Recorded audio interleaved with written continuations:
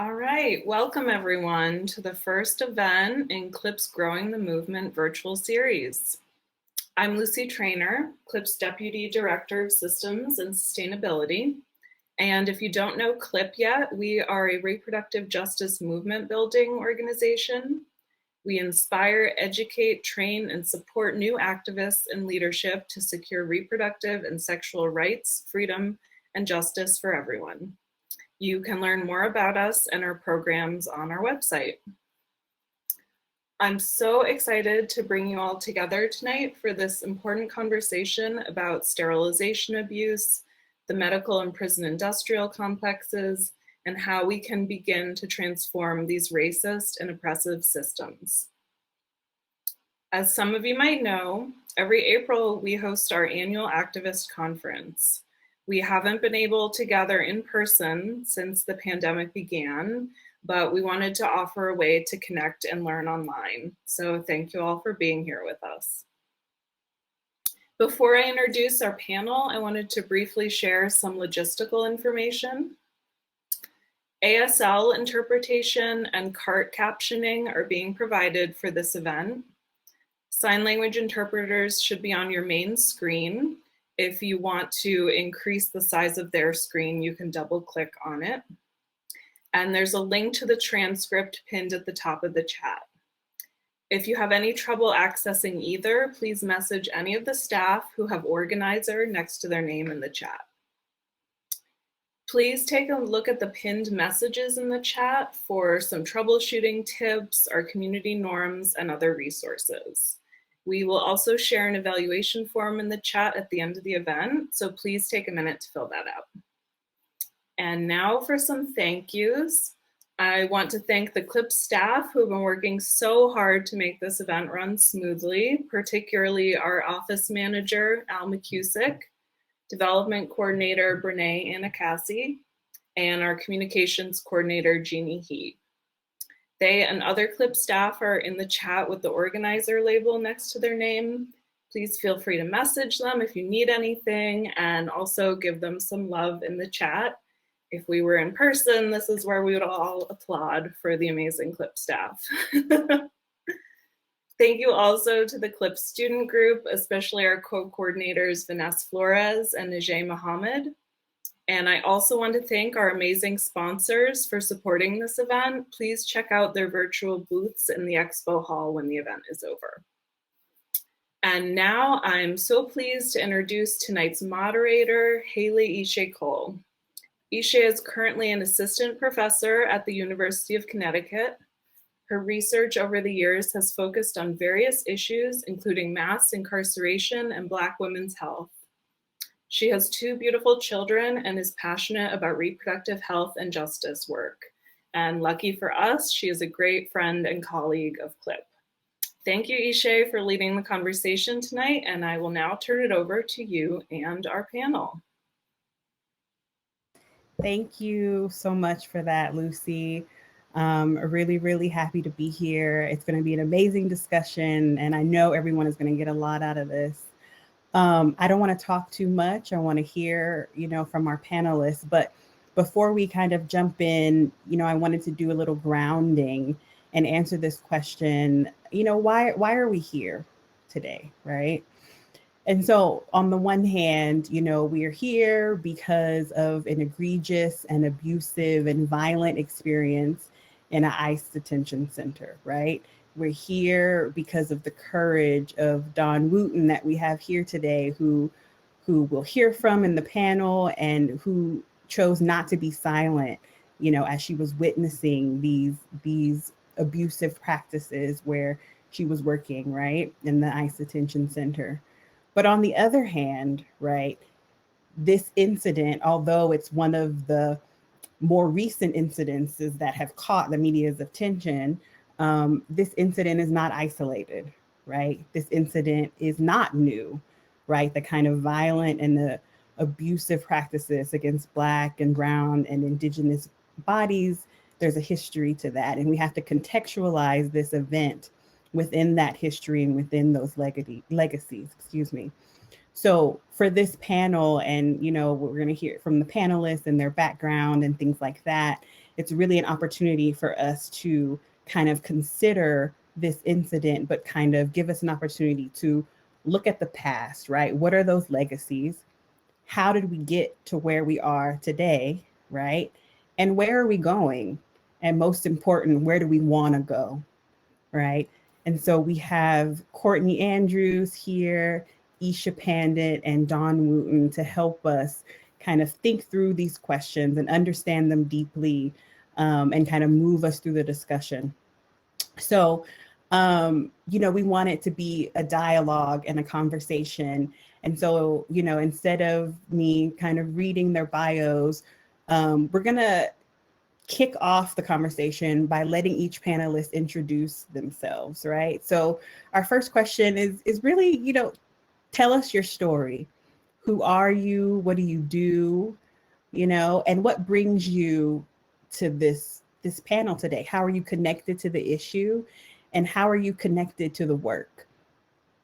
So I don't want to call out anyone, put anyone on the spot first, so you can go in any order, but really, tell us about yourself and how you're connected to the topics for today. Who wants to kick us off? Hello, everybody. My name is Dawn Wooten. I am a licensed practical nurse here in the state of Georgia, known as the ICE whistleblower. Was a topic here in Georgia from sometime last year. I'm a single mom. I single mom 5 children. I have a 23-year-old, a 19-year-old, 15, 9, and 10. So it's very busy at my house. I've been nursing for this will be the 12th year inside of this facility. I'm connected to this forum today for inside of this facility, being a listener to what was brought and the stories that were told to me of what was happening to these women that were being kept silent the times that we worked inside of the facility. At this time, contributed to the work. I'm going to say that I'm a little small country bumpkin, not knowing the history of what was going on. My psychology teacher actually pulled me into this, into the knowledge after I went viral or national or international in September of last year. And I began to study and research it to find out that this is like really going on in our country, in the United States of America, where it's supposed to be the home of the free and land of the brave. Inside, never knew anything about this work until now. And into this work, loving this work, I think this is where I'm going to end up for the next 90 years of my life, in this work. And just the voice to those who were told not to be, to have a voice. So just a voice for the voiceless. And I'm connected to this panel as a voice, as a strong voice, as a Black woman that witnessed things that happen to migrants and indigenous women and women in Black and brown bodies. I'm so passionate about what is going on and learning the different cultures and the aspects of this land. So that brings my connection here to this forum as the ICE whistleblower. Thank you so much, Dawn. Shout out to the South and the single moms and the country bumpkins, because I'm one too. So, so who wants to go next?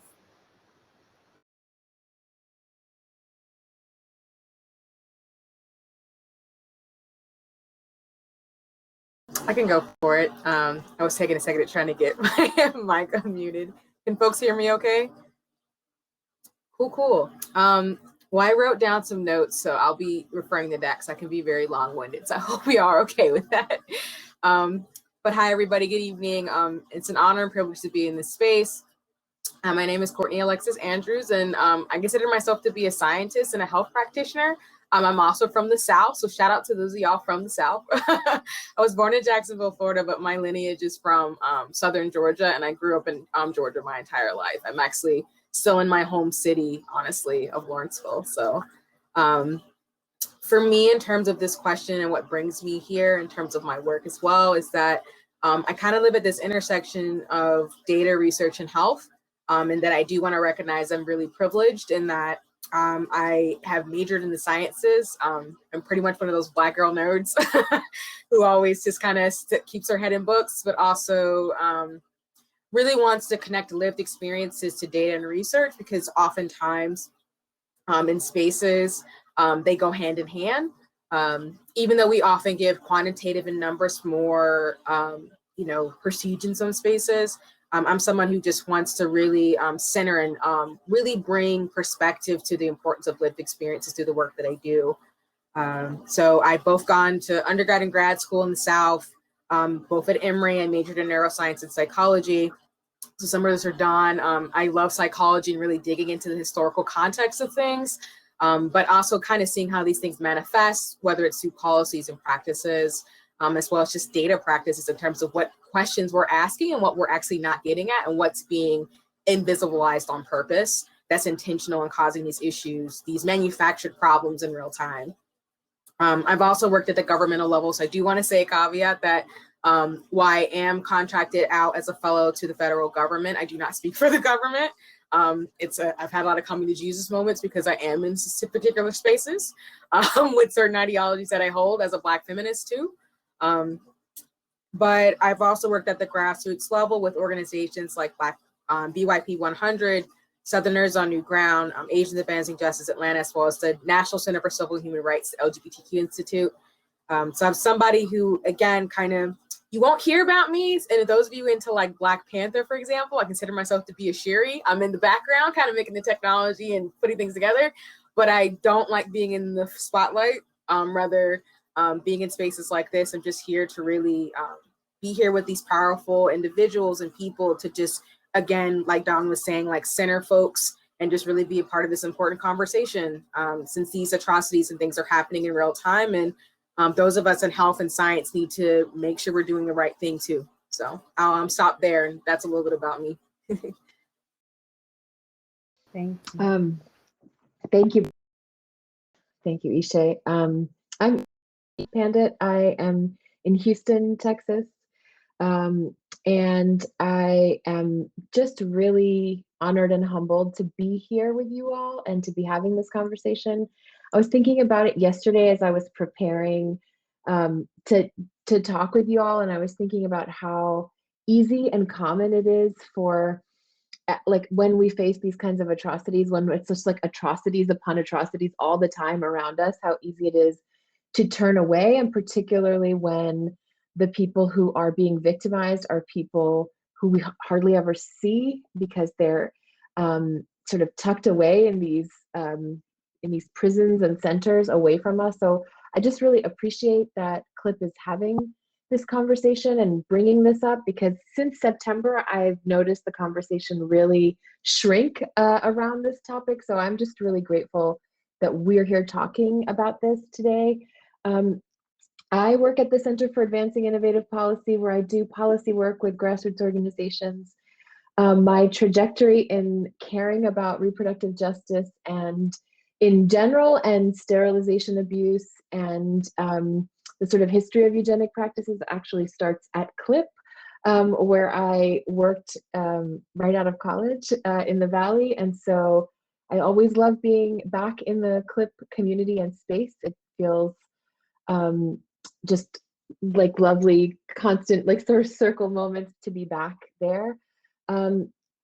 I also do some writing, and so wrote a piece about what was happening at Irwin in the nation, and I think, and sort of collaborated on the Healing Justice Statement. And so I think that very practically brings me into this space with you all. And I just want to say specifically to Dawn how grateful I am for you, and that you're sort of still here with us, and the folks that I spoke to for that piece, and all of the work that happened in September and afterwards happened because of your courage and your willingness to put yourself on the line. And I'm so grateful for that, and really just honored to share this space with you all. Thank you all for those beautiful introductions and bringing your full selves and personalities into this space. And so, let's jump right into it, right? So we're here. Obviously, the title of the panel is Sterilization Abuse in the Carceral State, right? So obviously, you know, this particular incident was caught by the media. And so, you know, Isha, as you said, you wrote some things about it. But I guess, you know, for folks maybe who haven't read the articles or don't really know what's going on, can we talk a bit about kind of what's happening, what happened in this particular moment? But also not only what's happening, but how did we get here? Like, how do these atrocities continue to happen today? And what's the context? What's the historical context? How do we get to this point? So if folks could talk a little bit about that to kind of kick us off, that would be great.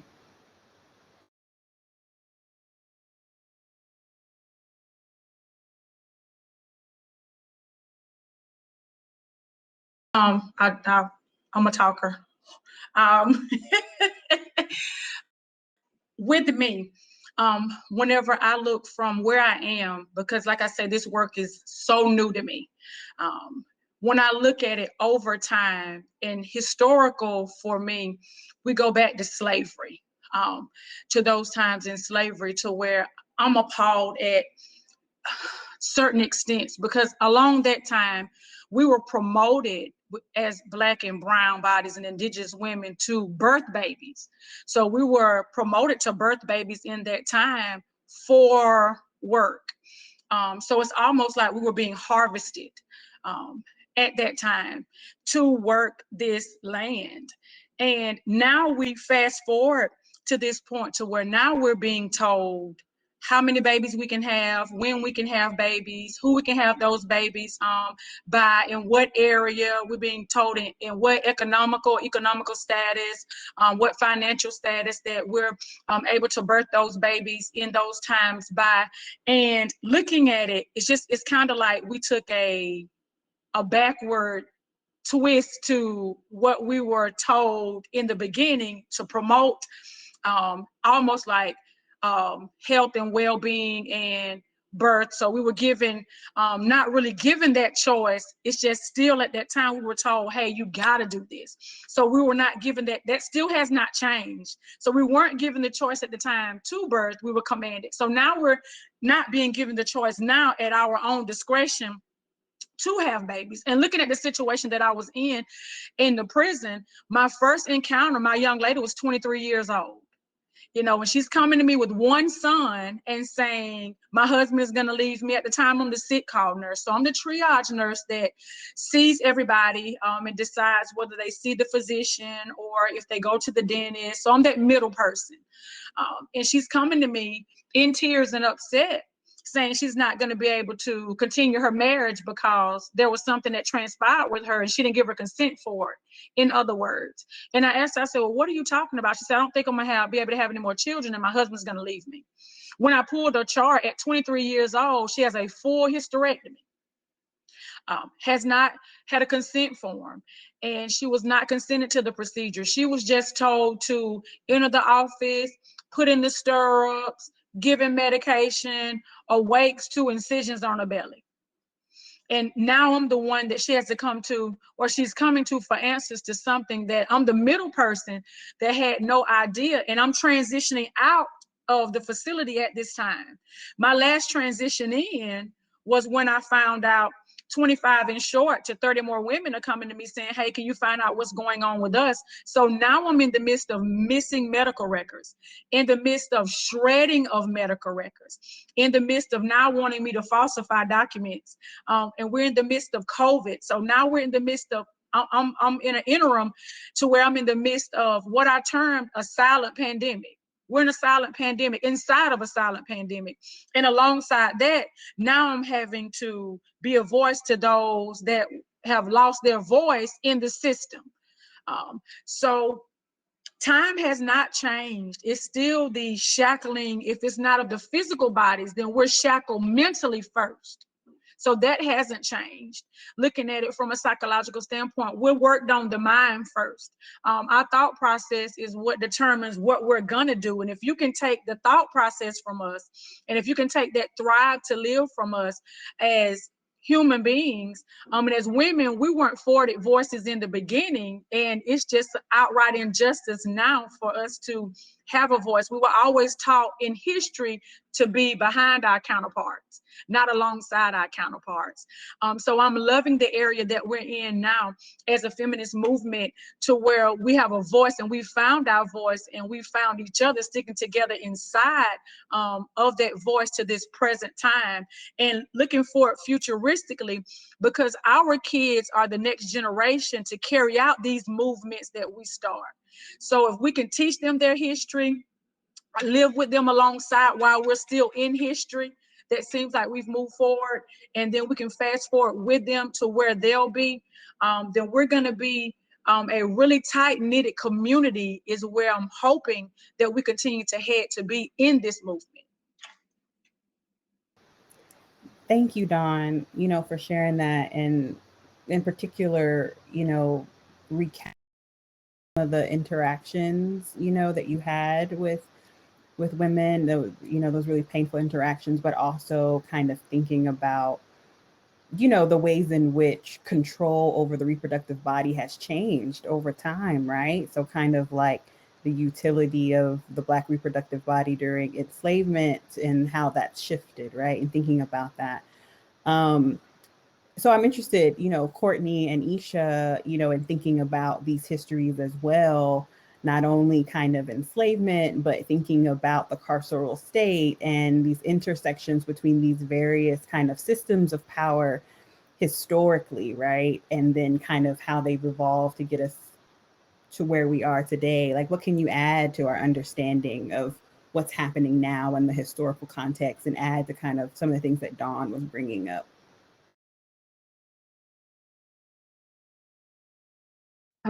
Courtney, you want to jump in, and then you can come.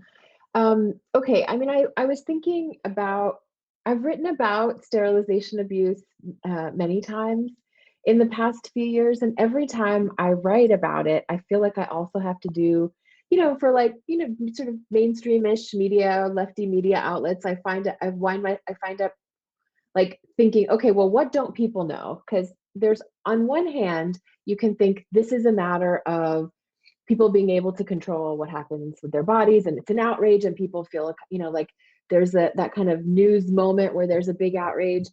And so every time I write about it, I feel like I have to cram into whatever piece I write an entire history lesson about how the project of controlling Black bodies, Indigenous bodies, is a project that is essential to the formation of this country. Like that is actually part, it can't be separated from that.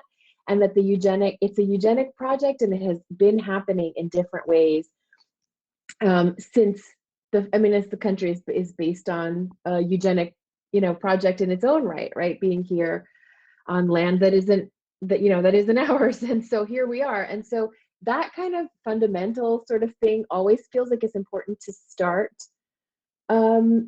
with. And the other piece that I feel like is really important about the historical kind of context about what happens inside prisons and inside detention centers is that those like carceral structures are also themselves places where a eugenic, ableist, racist, sexist project, it's like sort of a microcosm of what's happening broadly. It's happening inside these spaces in really concentrated forms. And thinking about people who are incarcerated or detained as less physically fit or mentally fit is like part of that thinking. And so when you think about, well, how can a doctor decide that he's going to choose hysterectomies for people who are coming to see him for whatever conditions they have, what makes him feel empowered to do that? It's the carceral structure that he's inside of that made him feel that it was his decision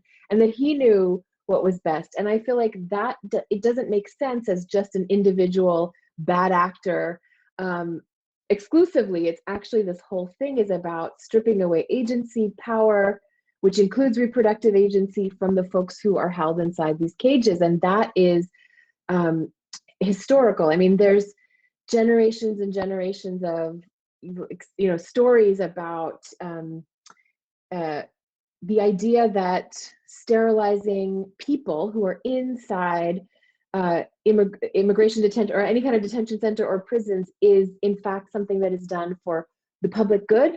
That's like the narrative, right? So he's operating in the legacy of that way of thinking, that these folks should not parent, should not have control over their fertility, and that piece of the story is history is important in understanding how it can happen that someone would feel that this is acceptable way to be a doctor, someone who has ostensibly taken an oath, you know, and who is there to sort of care for these folks.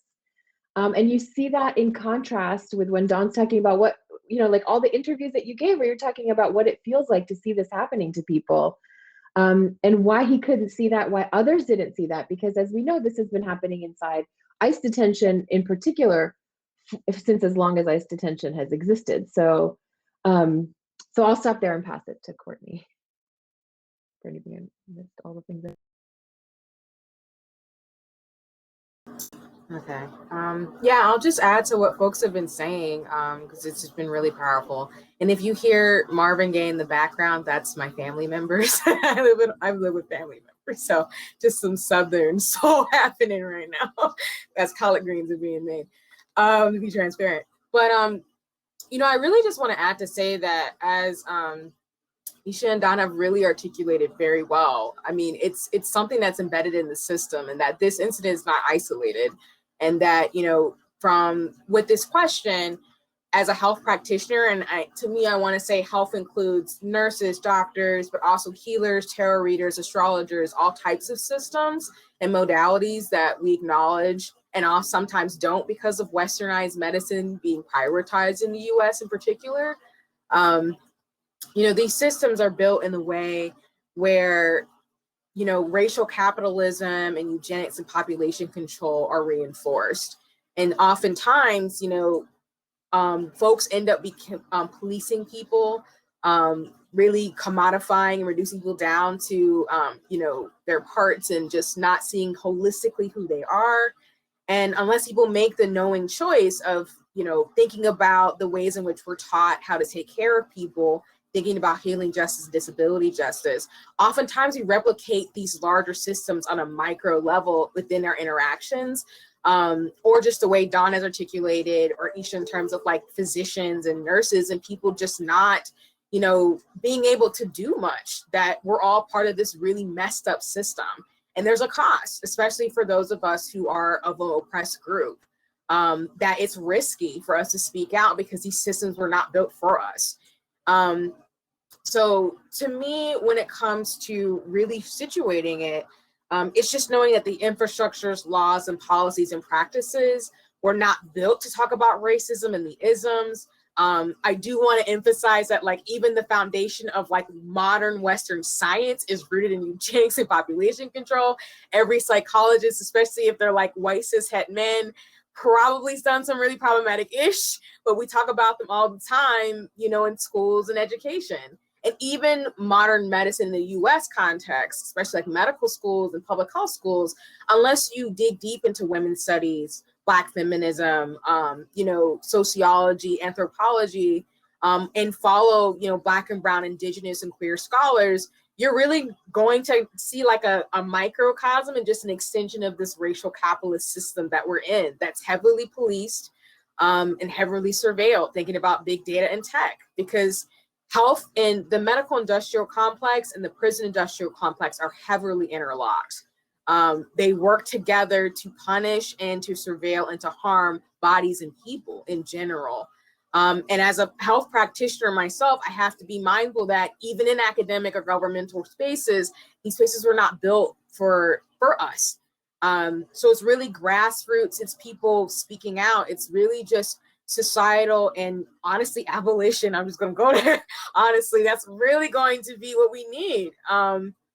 So I think when you think of that historical thread and even just how that manifests in real time, you're seeing with COVID. I mean, COVID has exposed every single social ill in real time. I don't know there was any other way to describe it besides that, you know, while people might not be talking about it in mainstream media because it's not sexy right now, these issues are being exacerbated. The conditions are worsening, and well, I have a strong sense of Afrofuturism in terms of believing that there's a just future for us. You know, it's really asking people to come to the floor and say, like, you know, a lot of people built really messed up systems intentionally, and now we're dealing with the consequences of it.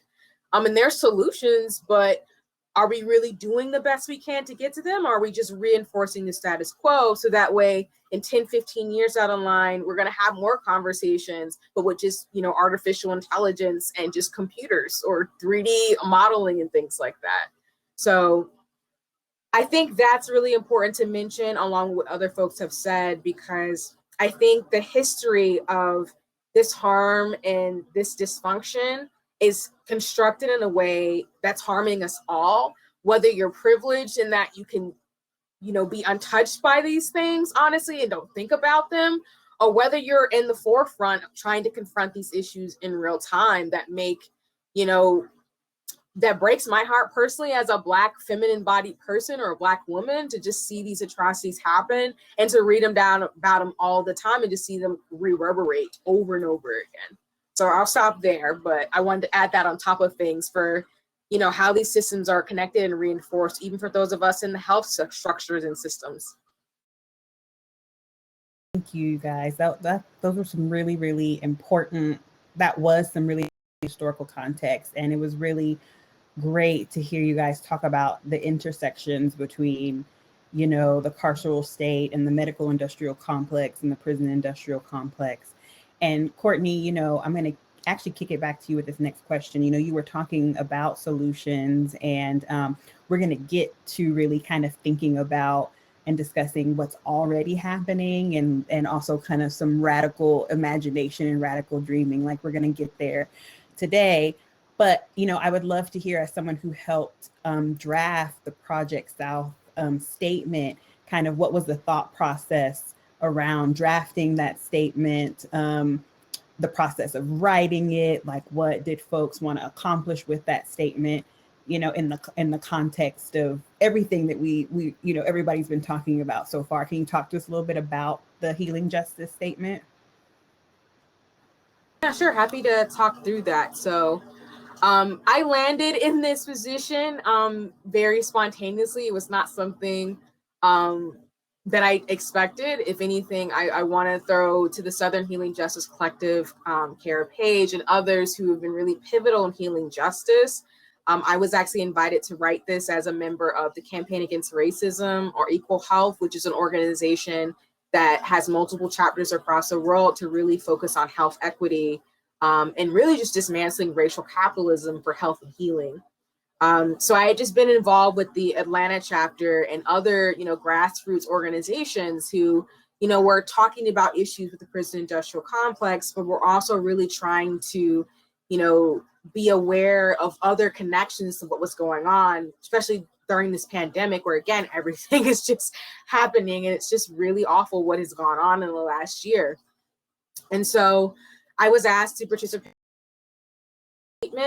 because of my background and because someone who's in public health, who really has been training in Black feminism, and like I've mentioned, and, you know, abolitionist thinking and grassroots movement, along with my, you know, formalized schooling, to really, you know, work with folks who are heavy hitters or just amazing in their own right, to really come together to, you know, center Dawn and the other survivors, but to also connect it to this larger web, as we talked about, of, you know, these medical abuses, these atrocities, and how the medical industrial complex and prison industrial complex really work together to, you know, harm Black and brown bodies and Indigenous bodies and queer bodies.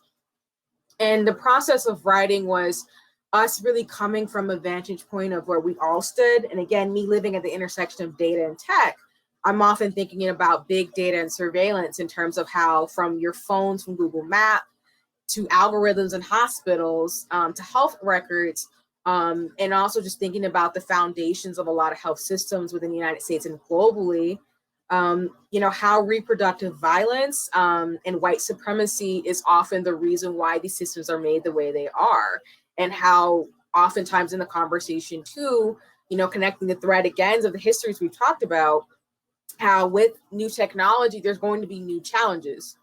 As Ruha Bergerman, which some of you have read about the new Jim Crow, technology and data and health are so interlocked now where, there's cameras and stuff everywhere. And it feels like we're in sometimes like a Star Trek Terminator reality in real time with the ways in which we have to think about things. And just having computers, like basically our cell phones being mini computers, just thinking about the ways in which, our health and well-being is often compromised.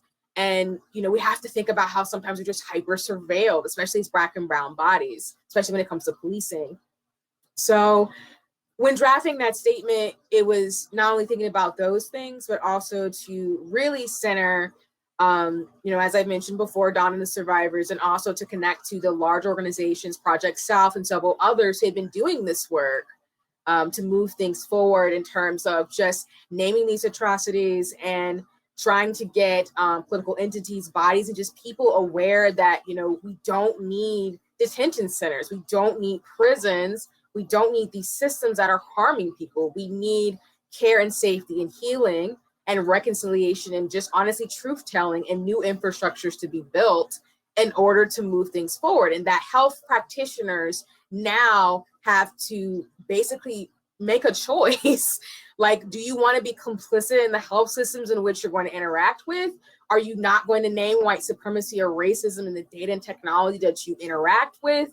Are you going to surveil and police people's bodies? Or are you actually going to name and do what's important when it comes to seeing patients in communities and actually get out of the way? Because I think oftentimes in our Ivy Tower positionality, we have no idea and no praxis of understanding ableism and the ways in which we're taught. It doesn't make us the best equipped to care for people at all. So I think a lot of that, for those of you who've read the statement, but for those who haven't, really just connected to the work that the other folks, Isha and Dawn, have mentioned. And let me know, y'all, if I butcher your names, because I am sometimes bad when I speak English, so I apologize in advance. But just really connecting the threads and being, again, that infrastructure behind the scenes of, I know these systems, I'm aware of them, I might be in them. So maybe I'll drop some dynamite and like poke some holes in it. So when stuff falls apart, the folks who need to be centered, who have the solutions, will move forward. And for those who've been doing work, even before I was on writing the statement, having a beacon of like, I'm a health practitioner, I get it. I'm with y'all. How can I build power even if I'm not in the room with you? So that's kind of how I would answer that question in terms of how it started, and really how it's been going in terms of the signatures that we've gotten from the statement, as well as the power that's come from that statement too, and the opportunity and privilege to, again, be in this space to talk about it, but also to have been able to write as a co-author, because it's probably one of the proudest things I've done with all I've ever done in my life. So yeah, I'll stop there. And Isha, I know you were an editor, and for Isha or Dawn, is there anything that you want to add in regards to the Healing Justice Statement at all? Anything to what Courtney has so eloquently said already about that process? I have just one thing to add, which is to just flag for folks to all that historical context that I was talking about. It's really beautifully captured in the statement. It's like a condensed kind of clear articulation of what healing justice is in response to, what the framework comes from, like where the need for healing justice framework comes. And it was really moving to read that, because I will say that sometimes people talk about healing justice these days and they it's lost its like political tether. And this statement brings it back to, this is actually a political framework. It's in response to, yes, healing looks all kinds of ways, and some of those ways are things like self-care and whatever, all of that stuff. I feel like it gets conflated in ways that are problematic, and the statement really kind of brings it back to center, that healing justice is a response. It's a visionary framework. it's both a response and a visionary framework, and that is its real power. And so I just wanted to throw my appreciation for its existence to Courtney and all the writers of it. I guess since, you know, we brought it up, I'm curious, you know, maybe for folks who, you're already touching on it a little bit, Isha, but for folks who maybe don't really understand healing justice, you know, can someone really break it down for us, you know, and why it's so useful as a framework to address this really complex and deeply embedded issues that we've been talking about, you know, like why is this a response? Why is it so helpful? What about it? You know, can anyone is welcome to speak about that?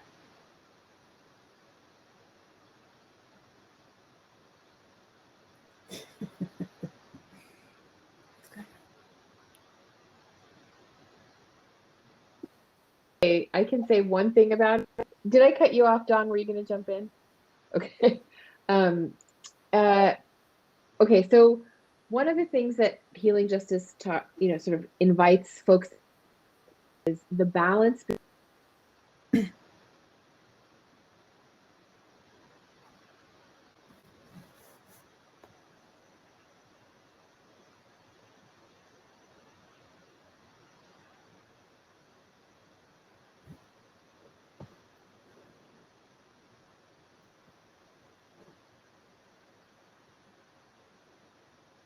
Uh-oh.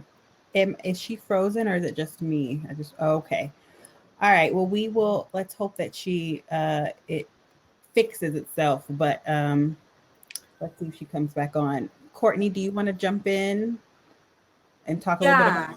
I can, and then if Isha comes back, and Dawn, if you have anything you want to add, you know, let me know. But yeah, I mean, I can just pull directly from the statement because I just don't want to, you know, not pull from the wisdom of, like, again, Kara Page and the Kindred Southern Healing Justice Collective. But really, healing justice was co-created in 2005, and it's a lineage of the Black Southern radical tradition, and those two traditions. It's a U.S.-based political strategy aligned with care and safety strategies of human rights defenders and, you know, other folks who are really talking about dismantling the medical industrial complex and colonialization.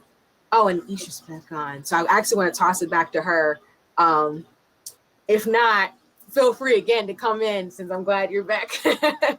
But really, you know, as we've talked about so far, it's a strategy seeking to intervene on generational, collective, and individual trauma from systematic violence and oppression policing in the prison and medical industrial complex.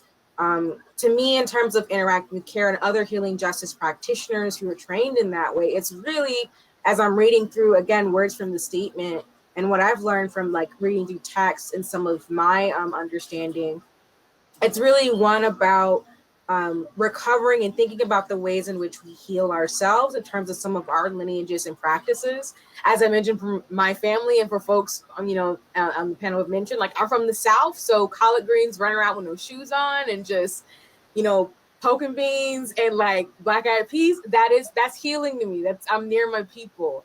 And those practices, along with, you know, remembering, creating new traditions that center around emotional, physical, mental, spiritual, and emotional well-being are also really important in that, you know, I do appreciate, you know, some practices in Western medicine, but recognizing there's other modalities to tap into to really transform and think about the ways that we care for each other.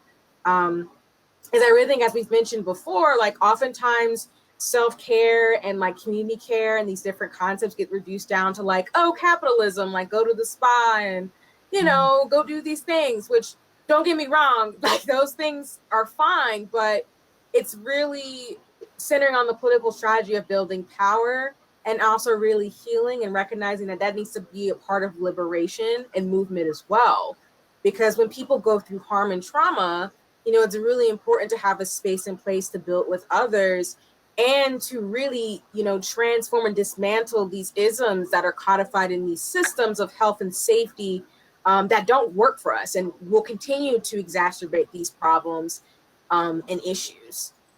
So I think that healing justice lends itself to not only be a great framework for people and for abolitionists and activists and healers and psychologists and nurses and doctors because of that, but also it's really crucial for the radical imagination because, you know, I think healing justice is really important for us to reimagine the types of care and safety that we can have.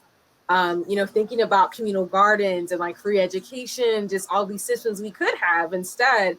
I think healing justice is a great way to kind of tap into that Afrofuturism or that visionary kind of healing. Thinking about Audre Marie Brown in terms of like, you know, emergent strategy, thinking about those ways in which we can make things better for us as a community and as individuals. So that's kind of how I would answer the question, but I want to toss it off to other folks to see if you have any comments or questions or additions to that. Because again, I feel like I don't explain healing justice very well. I think the statement, as we've mentioned, does a good job articulating it. But I also think just that lineage of healing justice from those who've been really studying it does a really good job of explaining it too, a lot more eloquently than I ever could. So. And I just want to, you know, I want to leave space for Isha and Dawn, Isha to kick back in and say anything that you wanted to add, but also, you know, Dawn kind of started us in the beginning. She was talking about future generations and things like that. So in addition to kind of like, what is healing justice? I'm curious to hear from everybody in terms of like, you know, what would a world look like, right, where we aren't susceptible to being, you know, these types of violent acts. You know, if we could really imagine a world where healing justice was central, if you know, Dawn, were working, what would that look like where you didn't have to deal with that? I'd love to hear, because you all bring very different perspectives of like, what would that world look like? Like, what is it that we're trying to build? You know, I'd love to really like, you know, hear folks share that.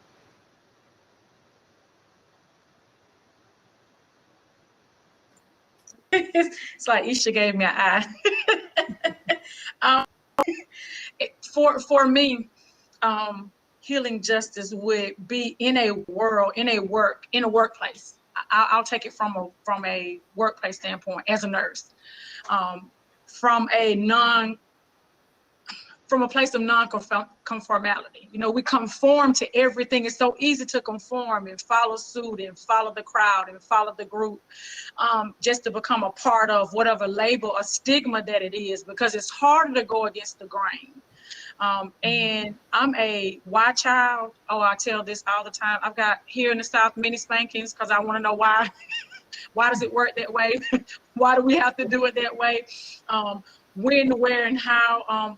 Very, very inquisitive individual as a child. And from history, you know, we're taught not to question authority. You know, as we grow up here in the South, that's one thing that we've been taught. You don't question authority. They tell you what to do and you just chop or snap to it and you do it. And if you question it, then you're reprimanded for it. What it looks like is, and I feel like all throughout life, we're going to be reprimanded by whatever reason or rationale anyway. If you conform, sometimes you're reprimanded because you conform, but you're a part of the group. So it's more reprimandation for more people than it is just being singled out. And in my imaginary place of healing justice is that we just throw conformality out of the window. Everybody has that innate ability to be an individual person with an individual personality, with an individual thought. We're individualistic. We were all not created the same. We don't look the same. We don't act the same. We don't talk the same. We don't have the same perspectives. We don't have the same tones, or we don't have the same mannerism. That's what makes us unique as a body. A lot of us can bring different ideas, and I'm learning so much sitting here from these are my sisters. I mean, you all are wonderful. I'm learning so much here to where we all bring a different stigma and a different standpoint. And imaginarily, if we can find the fight for injustice, and not fight each other in the same fight, but fight alongside for the same fight, looking for the same rationale. Going into a workplace as a nurse, of course, I had to be a white person and I had to go against the grain. It landed me here in this seat. And for some time, it was a hot seat. And still is a bit of a hot seat, but I'm loving that. So imaginarily, if we can find this fight together and we can niche it together, you know, we oftentimes hear united we stand and divided we fall.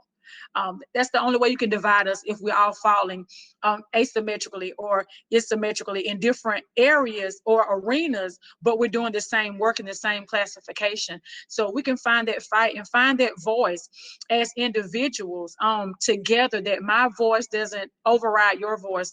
Your voice. We live in such a world to where we've been taught division.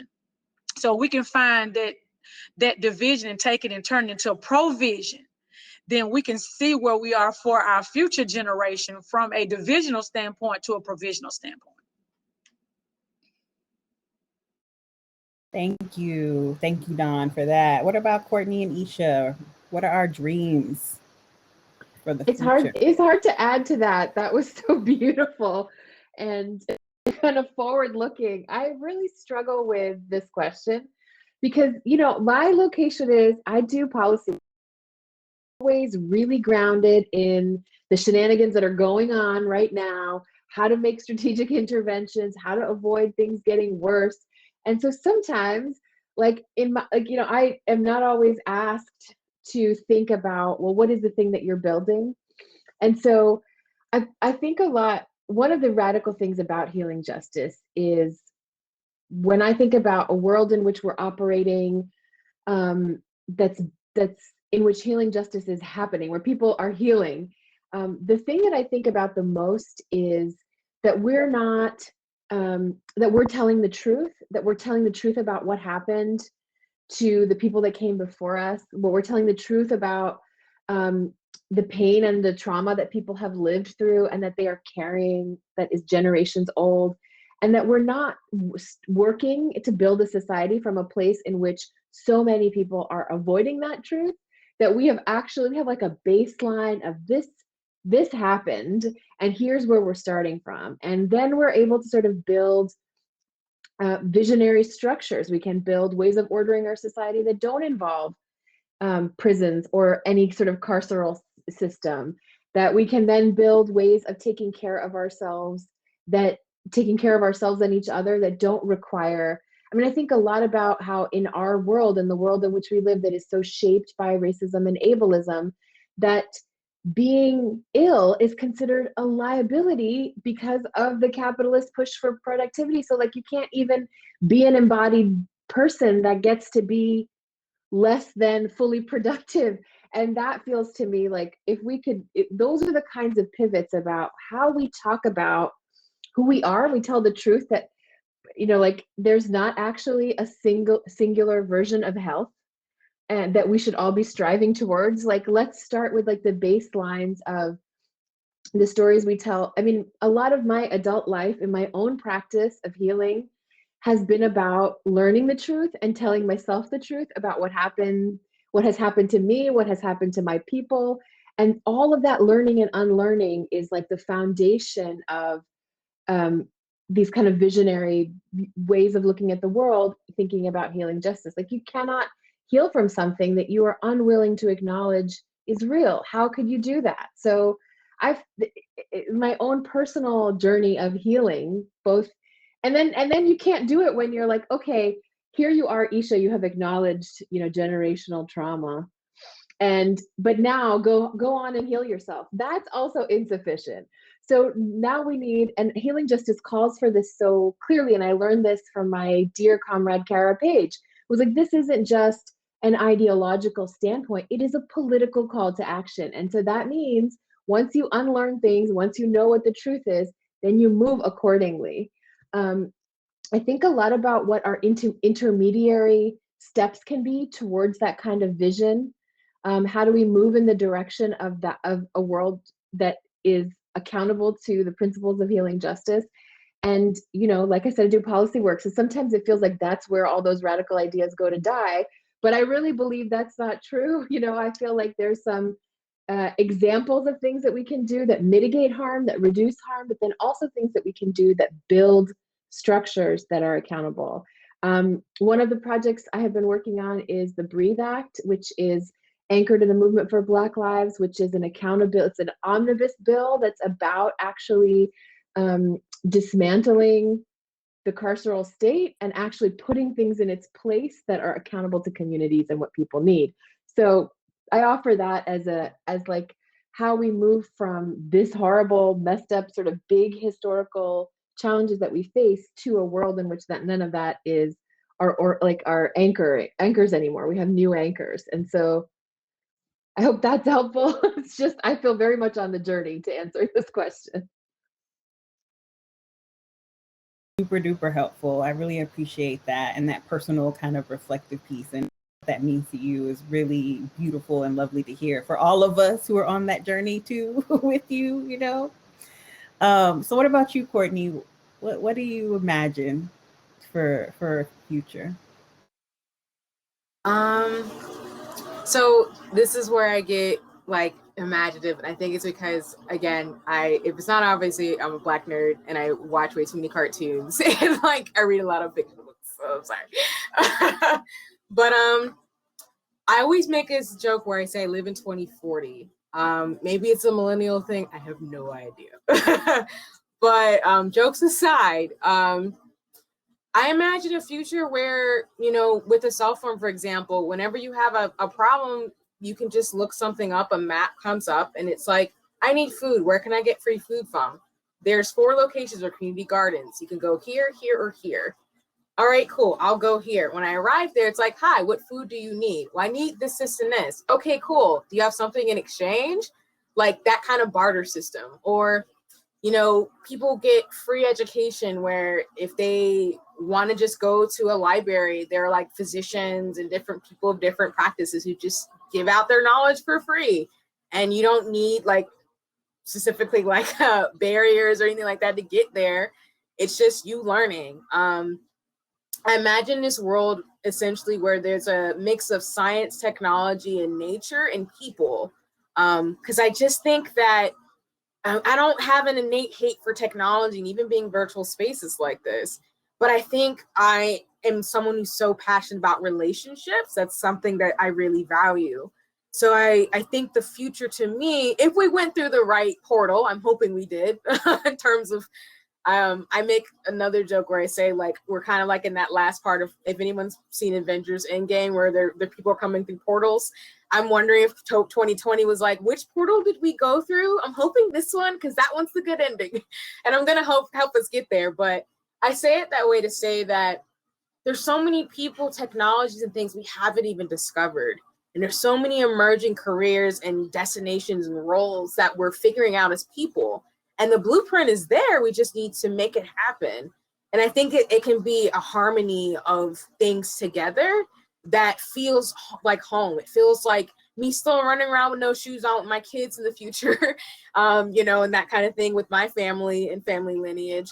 But it's also like, having, again, that ability to just go pick up food randomly or go learn something, or to, talk to people all over the world without there being constriction or money or things that, make people afraid. And for people to genuinely have a sense of community globally, that no matter where they are in the world, that there's a place that they can go and have their needs taken care of. A place where they feel at home and can learn, and they don't feel like they have to commodify themselves.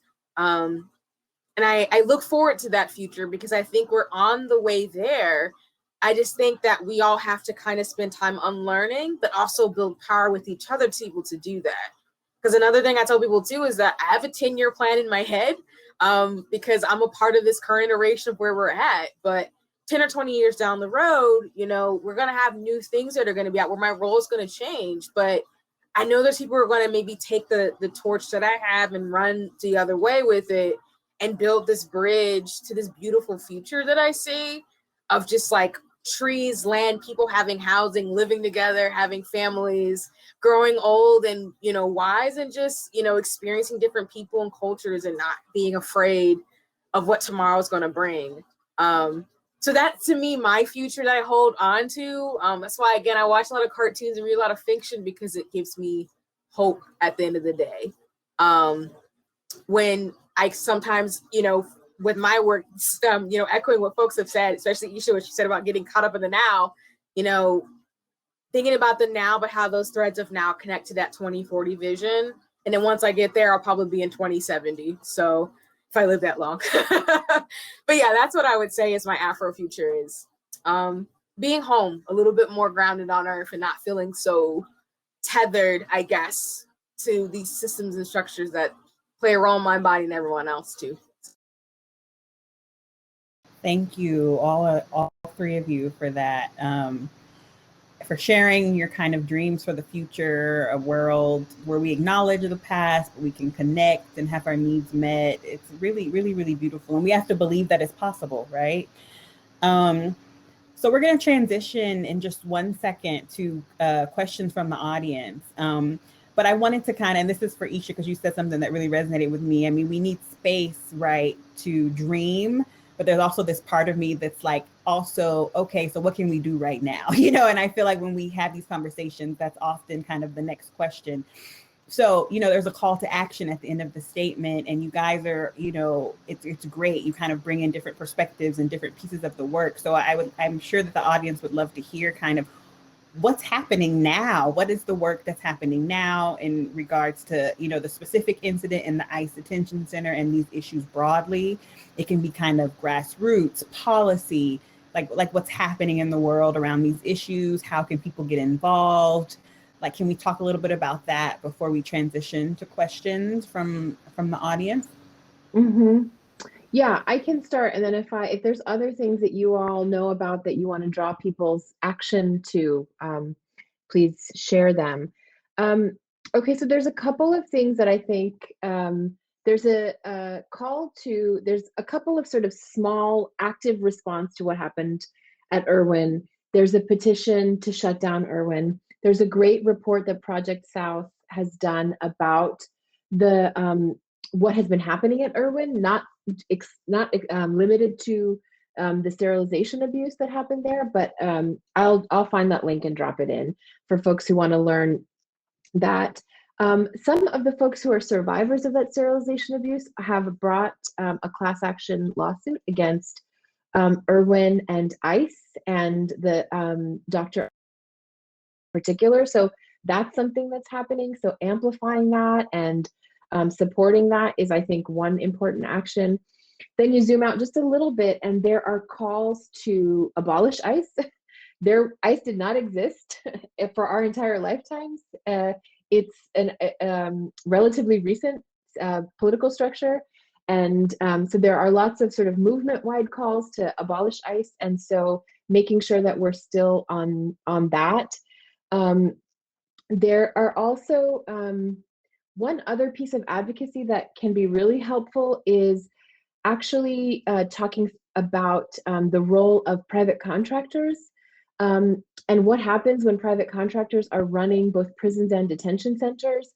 There's a lot of confusion about who's running these centers, how they make their money. They have, I think it's more than 70%, I think it's almost 75% of immigration detention are in prisons that are run by private detention and centers, and those folks have a lot of lobbyists, and they are essentially writing the budget lines in our budgets that ensure their survival. And so that is a place where there's a lot of room for advocacy around your local elected officials to know that you don't want them to put our budget towards these detention centers. So that kind of ranges from that whole range of things.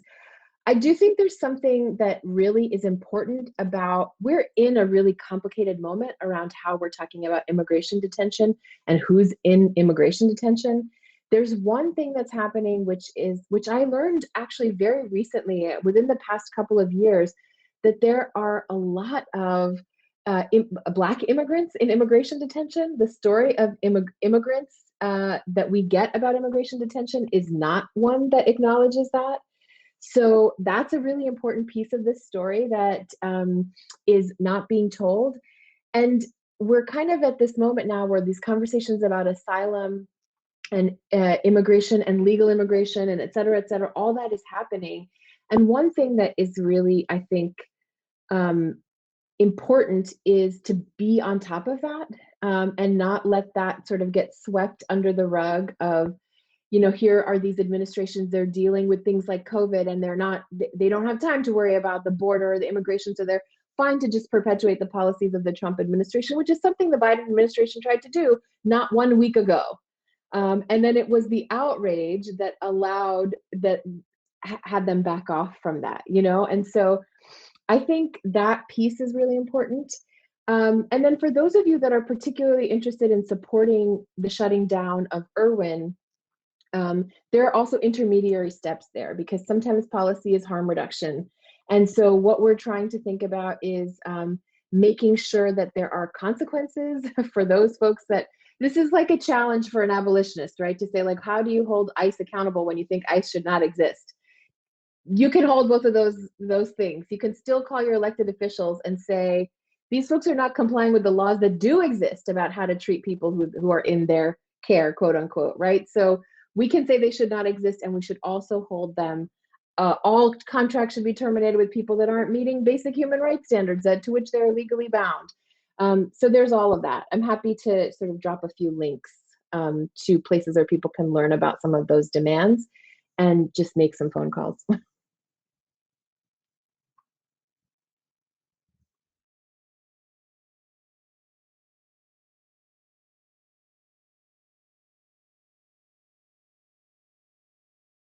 About that. I was just saying, Dawn and Courtney, do you want to add to what Isha's saying? What are some updates, on the issue? What are you working on? How can folks get involved? Is there anything you want to share in terms of what's happening right now in response to what happened in the ICE detention center?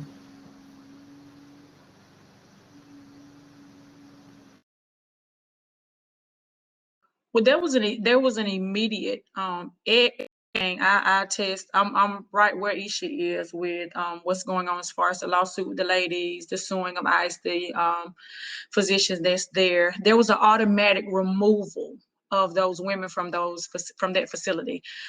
Private contractors, yes, I agree. I think they need to be done away with, because they have a lobby of themselves that they answer to, and they keep things so integrated together.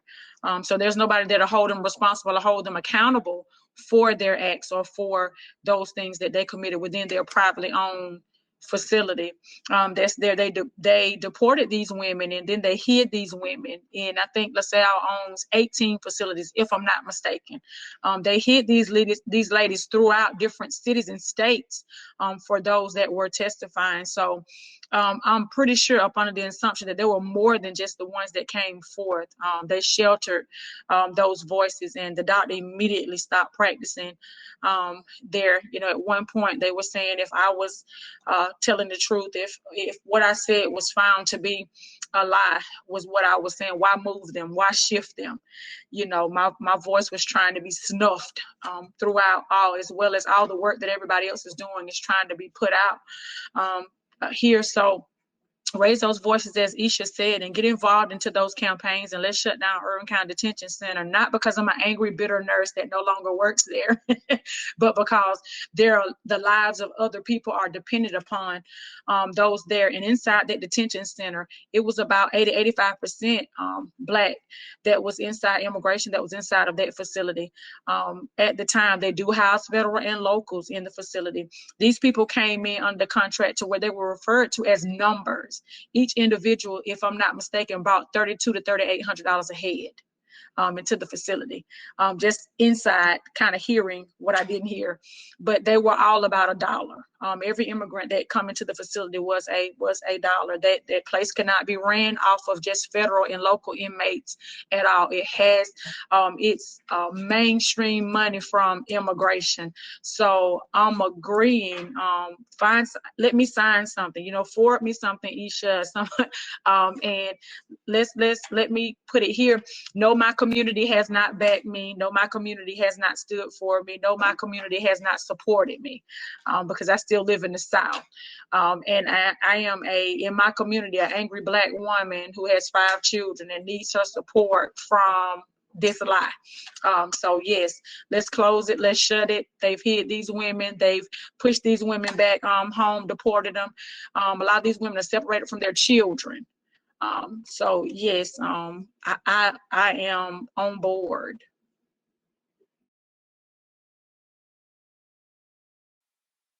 I just want to echo what Isha and Dawn have just said. Really just get behind what's going on with Project South and Irwin County Detention Center shutting it down. I will just add that what folks are saying is true, because I will flag, for example, in Gwinnett County in Atlanta, we had 2 28-7G programs, ICE contracts. And because of the work of folks phoning in, abolitionist organizers, shut that shit down. It was dope. The program is completely gone. So if you don't think this stuff works, it does. So I just want to echo what folks have said. Please get involved in that way. If you're in health and sciences like me, there are health practitioners like myself who are trying to unlearn and just, stand behind and really just be called to the carpet in terms of what's happening in real time. But yeah, I think just staying involved and staying in touch is just really important during this time, because I think it is making a difference during this very complicated but moment in history. So thank you all for sharing that. So I have some questions. I want to make sure we have time for questions from the audience. So the first one is, how do we uproot population control and eugenics thinking? We just gonna go in with the big one. So that's the first question. I'm a mute.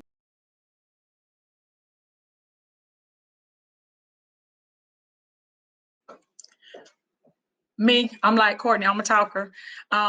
You find the head of, here, Southern talk, you find the head of the snake and you cut it off. You travel that chain and it's going to be a challenge, and it's going to be time, and it's going to take some time. That comes back to that conformality. You find that, and you unravel where conform is, to where you have those statutes set up for population control and eugenics. You teach people the right to their bodies, teach people the right to their choice, teach people the right to their voice. Because if you can teach a person their voice, then you can unravel and dismantle a lot of the systems that have been set up. So my thing is just teach us that of course, I have a big voice. My child tells me that all the time, but you teach them their voice, and I'm teaching my children their voice. I'm teaching them that the littlest thing that we think that is very minute does not matter. Had I not adhered to the voices of these women when they came to me in this situation, and I had been an ignorer to their voice, to their story, to their travesty, to the things that happened to them, and had not taken it literally to heart. And if we take those things to heart, we take those voices to heart, and we fight one for another, then that's a ground forerunner for the basis of dismantling population control and eugenics, because now we have to know that we have the right to our bodies. In short, the first thing they offer us when we go to gynecological appointments, in having the choice over our bodies, at 18 we're being offered a sterilization, we're being offered a Depo-Provera, or we're being offered some type of birth control method. So that's a thinker of saying, hey, you don't need to have children, or you don't need children right now at that birthing age to birth children. So I taught my daughter her right. Whenever you go in, and the first thing she was offered was Depo-Provera, here not shortly, and not kicking against any physician or attacking any physician. but it is just what it is. That is a mainstream thing. It's automatic for us as African American or migrant immigrations or immigrants, you know, hey, sterilize them. And that's a slow sterilization. I found out it's a slow sterilization. Everybody that I've ever polled and talked to for Depo-Vera, it's a slow sterilization. So whenever you want to make that choice to have children, your right has been taken subliminally and silently without your, but with your consent at the same time. So awareness is going to be what we're going to need to continue to make everybody aware and make us aware as individuals so we can dismantle what has crept in and now is having a voice to what we really shouldn't give a voice to. Thank you, Dawn. Do Isha or Courtney want to add to what Dawn was saying? I can repeat the question as well. How do we uproot population control and eugenics thinking? Oh, no, go for it. Okay, I have two quick things that I would add to that conversation. One is that and this is one of the projects of CLIP, which is to refuse a narrow way of thinking about reproductive rights, that actually population control and eugenics and the whole range of sterilization abuse, the right to parent, is included in all of our reproductive rights demands. So that is also part of the conversation. So that is one thing that I think we can still do, because we're still, I mean, in Texas here, we're facing bans on abortion. And so if those of us that are fighting bans on abortion are also not talking about how sterilization abuse that's happening at Irwin is part of the same sort of, injustice, that they're connected, that's one thing. The other thing that I feel is really important, because I've started to see it happening, it's an age-old story, but it's been happening a lot around COVID and climate catastrophe, where people start talking about the overpopulation of the environment. And I've seen it in the past few days around how many people are dying in India. And I've heard a lot of people say, on all kinds of people from all kinds of spectrums say, well, there's an overpopulation problem over there. And there's something extraordinarily eugenic about that line of thinking. And it comes from places where we might not anticipate and it's a eugenic line of thinking, right? So the interventions, as we have more conversations about who's dying and from COVID, and also what is happening as a result of climate catastrophe, that we sort of capture that and we refuse it. We refuse that way of thinking about which bodies are disposable and why they're disposable, and why, this sort of weird idea of sacrifice that's coming up. I mean, these are like progressive media outlets that I've seen people say this kind of stuff in. And I think we all bear a responsibility to shut that down and say that if we really wanted to deal with the disasters of our world, we should be regulating the fuck out of companies that are causing all this problem, right? And not worrying about the individuals that are hardly the cause of a climate catastrophe, So I feel like there's, that's something that I feel is really important to be vigilant about now, to add to the mix. No, that was actually a perfect way, because in public health, I cannot tell you the amount of eugenic thought that people have going into things. Like, they'll think health disparities, inequities, or as people call it, social determinants of health, are all like, oh, it's just because XYZ group can't do XYZ. And I'm like, do you know how bad that sounds coming out of your mouth? That you could read all this stuff and that's your thought, that this group of people can't do something, when, like was just mentioned, which I think is a very powerful example with COVID people, you can see the inequities and disparities that are manufactured because of problems that don't need to happen in the first place. When it comes to population control, the fact that people are saying these atrocious things are like, oh, they don't want to get vaccinated because of XYZ is like, well, maybe it's because everything's technological. So I don't know, maybe there's a reason why this person can't get access to a computer, for example. Or just even thinking about the fact that oftentimes for health issues, it default onto individual behavior in communities versus why are these folks over here who are hoarding supplies? Why do they get to be scotch-free and fine versus everybody else who's scrambling to find masks and food? Why are they being blamed for health problems that they didn't cause for themselves? It's because of disparities in wealth and all types of stuff that we have. So I say, you know, to echo, a lot of people are using this COVID situation to say like, oh, these communities are suffering because they are just, I don't want to say ableist things, but just all types of stuff that's just really, really uncomfortable. Especially someone who has loved ones who are disabled and, you know, have health issues before COVID.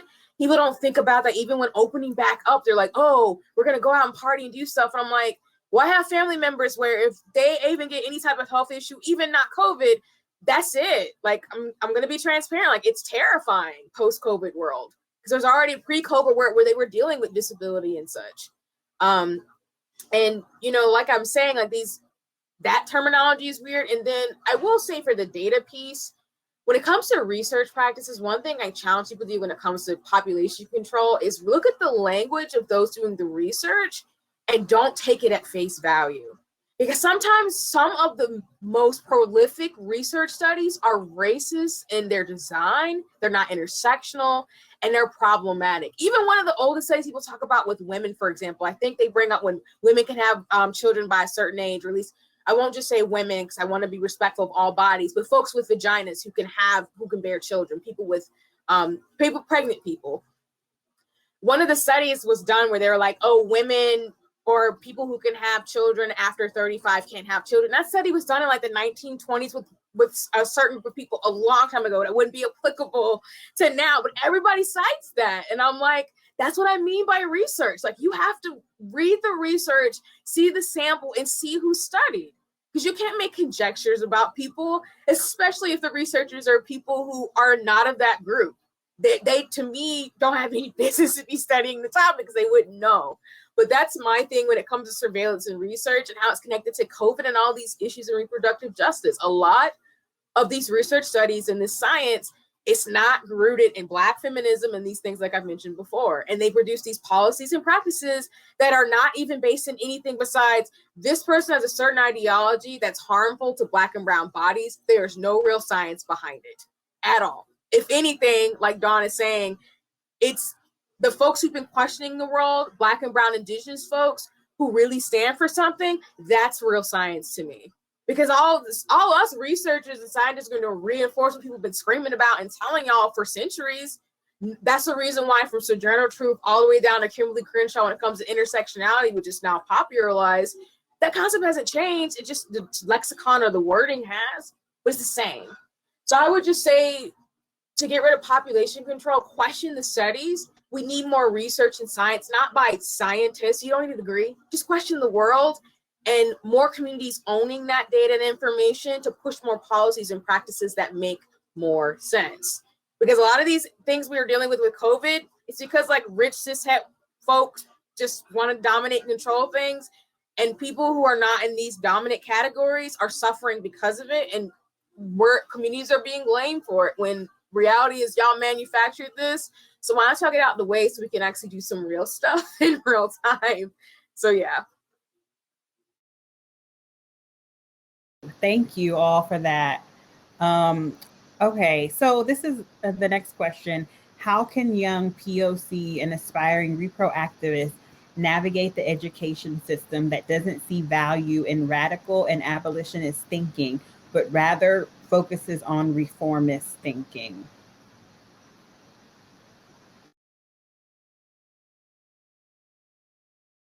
Petty's gonna come out because I've been through grad school and I'm gonna go back in again for an MD PhD because I have no chill apparently. So your best education is actually going to be the ways in which you navigate academia, but find folks like the folks on the panel, for example, who have the lived experiences, who are going to be able to teach you more than you'll ever learn in the classroom. I know that sounds contradictory, but I feel like the ways I've learned to become a better health practitioner has been through a combination of me learning stuff in the curriculum, working with other Black and brown indigenous folks, finding people so that way when stuff gets really rough, because institution is built for white supremacy and the isms, so it's gonna be rough, but also connecting to grassroots and to the ground and making sure that I'm aware of my positionality as someone who's privileged enough to be in that space. Because I think oftentimes what happens is that people who go through academia thinking like, again, W.E.B.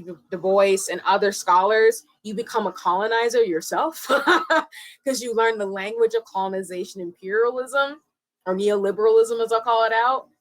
But I want folks to remember that there are multiple tools of liberation. So if you are in an institution, I think your role should be playing an inside out strategy. So if you know that you're an institution that got dollars, I need you to find a way to fund those dollars to community-based orgs, people on the ground, and individuals, and do mutual aid, for example. If you're going to be a researcher like me, actually like take those books and that information and bring it out of academia. Just find a way to connect to grassroots and don't get lost in the sauce, because I promise you, especially if you are at multiple intersections, you know so much more than some of the faculty that they're teaching you, not the Black and brown ones. Those folks are probably dealing with all types of stuff. But with your training program, you're going to have so much knowledge, and you can code switch. That's the beauty of it. So when you code switch between institutions, communities, groups, you can help and center, not be ableist and uplift, but you can center folks who are on the ground and let them know, this is what's going on here. You need to do this. I can talk to these people because I'm palatable. I want you to go do this, and I got you. So to me, it's a strategy game. It's a strategy, but also building power. As to me, I think it's an inside out game of some of us in the institutions have to do what we got to do. But those on the outside, we can keep them informed and build strategies so that we can dismantle things in real time. But that's what I would say. And my petty comes out because, that's a question I have to ask myself every day, every time I go through an education program. So yeah.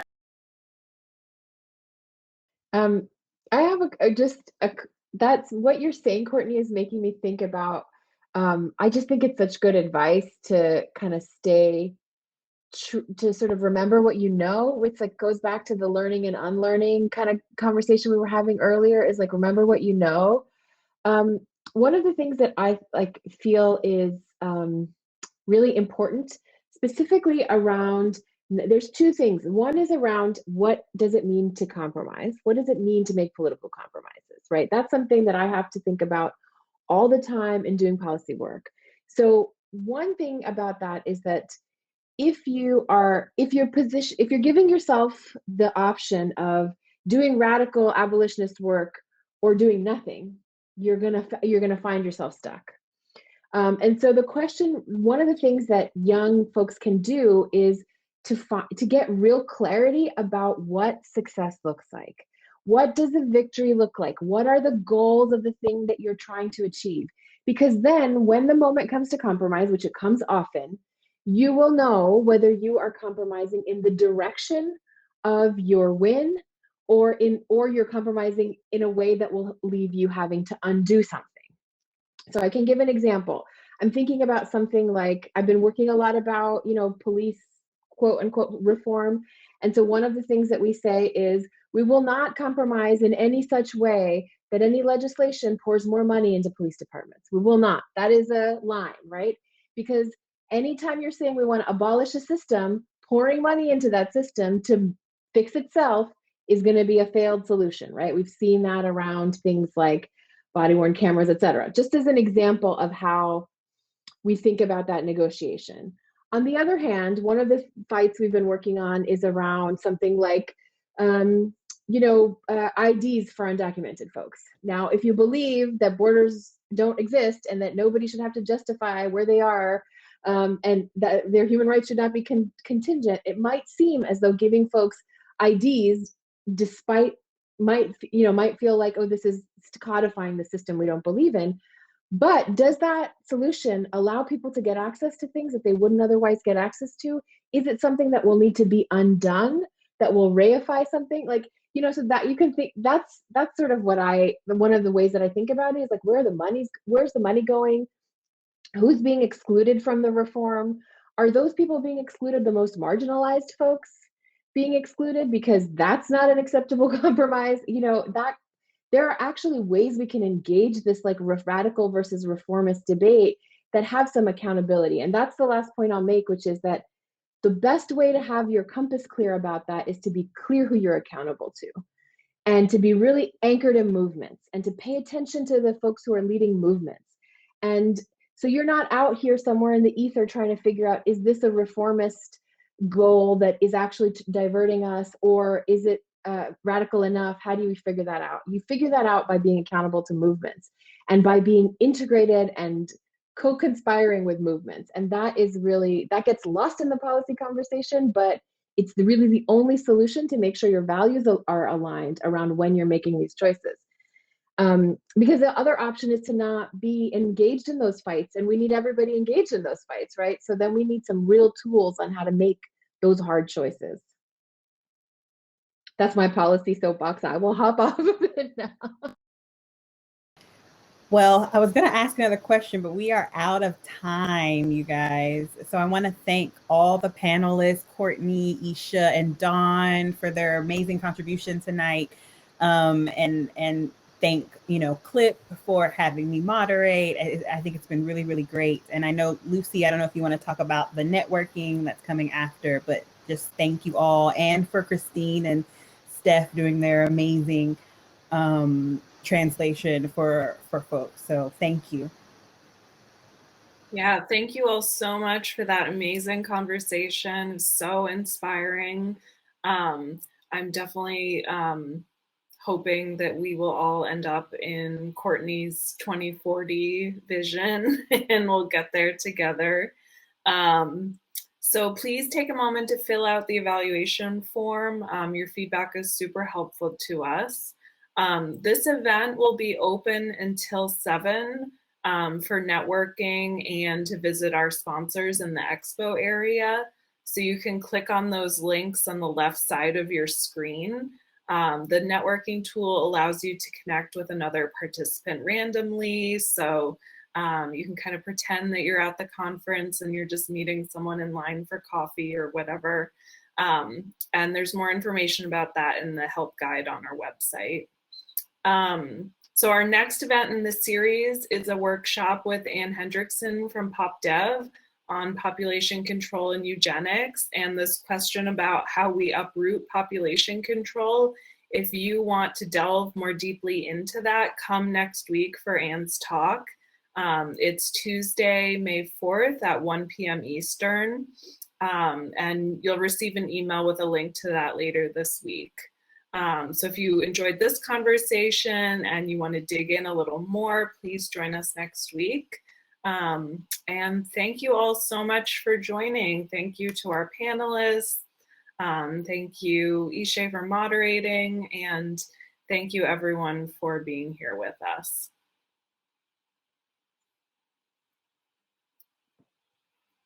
Thanks, everybody.